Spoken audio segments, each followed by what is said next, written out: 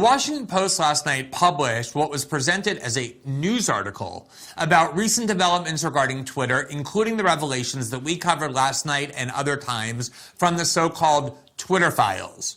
With regard to that part of the story, the Post's ostensible news article had one and only one purpose: to signal to its readers that they can and should ignore these revelations.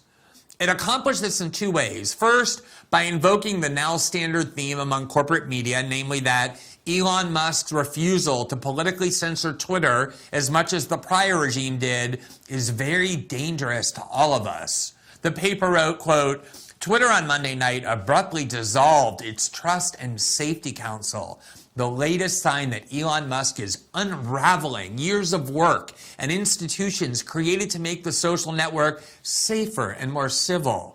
Dozens of civil rights leaders, academics, and advocates from around the world had volunteered their time for years to help improve safety on the platform. In less than 2 months, Musk has undone years of investment in trust and safety at Twitter, dismissing key parts of the workforce and bringing back accounts that previously had been suspended. It's the same thing over and over.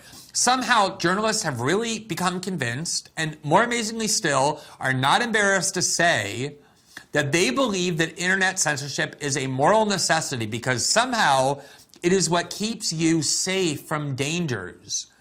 To listen to them, unless big tech oligarchs meet every week with agents of the FBI and Homeland Security to decide what you, as an adult, can and cannot hear, then the chances for the survival of you and your family are close to zero. The other tactic was to claim that this story about Twitter was revealed by two, quote, conservative journalists. That's the phrase the Post uses to tell its readers that they can and should safely ignore everything that was revealed and reported.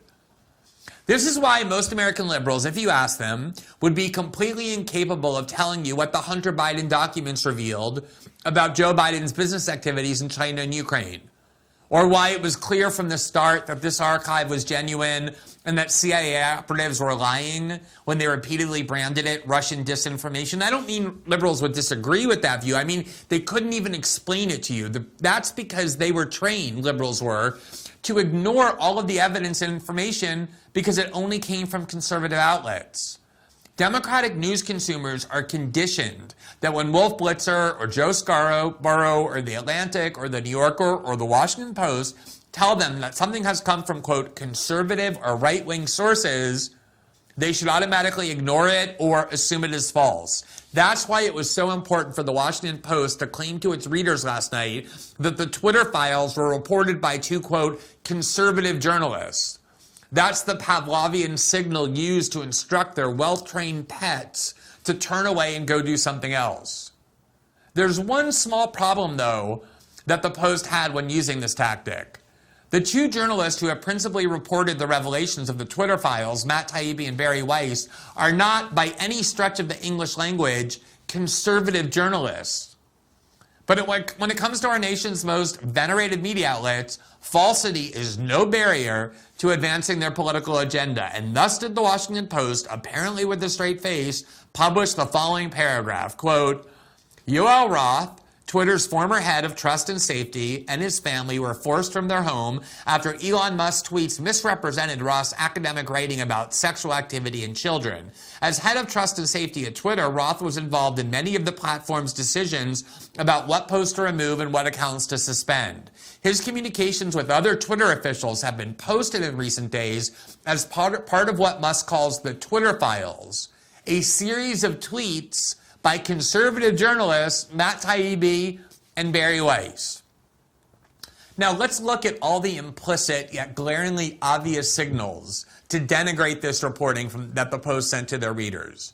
Note, first of all, that Taibbi and Weiss did not report anything the way the Washington Post does. No, they merely posted, quote, a series of tweets. And the Post has nothing to say about the content of what this reporting revealed. That Twitter's chief censors were meeting regularly with agents of the FBI and Homeland Security, a pretty important revelation, and that Twitter executives knew that their excuse for censoring reporting about the Biden family right before the election namely that the documents on which the reporting was based had been hacked, was a claim based on absolutely no evidence. Twitter executives knew that at the time. Instead, the only thing the Post wants its readers to know about this story is that the subject of the reporting, one of the most powerful executives at Twitter, who has played a vital role in determining which Americans are and are not allowed to speak on this crucial platform, supposedly had to flee his home due to this reporting. Is it now the position of the Washington Post that it's somehow reckless or immoral to report on the activities of the nation's most powerful corporate and political figures because such reporting may stir anger toward that person among the public? Does the Washington Post regret having reported negatively, for example, on Republican House Leader Steve Scalise because he ended up being almost murdered by a leftist news consumer? But the most important part of this paragraph is the word conservative. As it applies to both Taibbi and Weiss, the Post just invented that out of whole cloth. There is nothing to justify its invocation with regard to these two journalists. The opposite is true. For decades, one can find media accounts referring to Taibbi as what he has always been and still is, a quote, left-wing or a liberal journalist. Here's but one of countless examples from the Washington Post referring to him that way when doing so suited the intended narrative of the moment. There you can see them, the Washington Post, the same paper, referring to Matt Taibbi as a liberal. He has spent his whole career investigating and railing against the abuses of Wall Street, police brutality, the inequities and harshness of the criminal justice system, and the corporatist corruption that connects the lobbyists on K Street to Capitol Hill.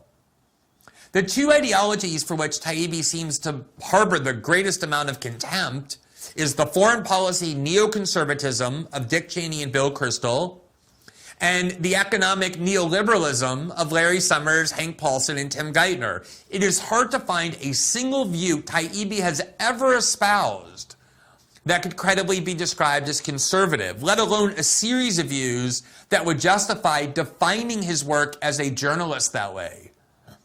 And the same point can be made about, almost as strongly, about Bari Weiss. Typically, those who want to depict her as some sort of